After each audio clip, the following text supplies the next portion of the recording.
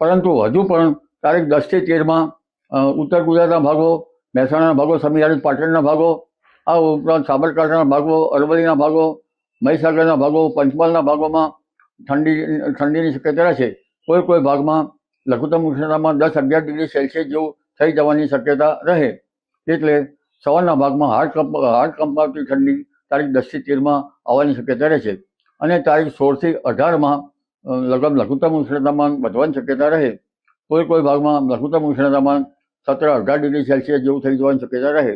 જોકે ઉત્તર ગુજરાતમાં લઘુત્તમ તાપમાન થોડું ઘટી શકે અને જૂનાગઢના ભાગમાં પણ ઠંડી રહી શકે. કચ્છ ભાગમાં 15 ડિગ્રી સેલ્સિયસ આસપાસ રહેવાની શક્યતા રહેશે.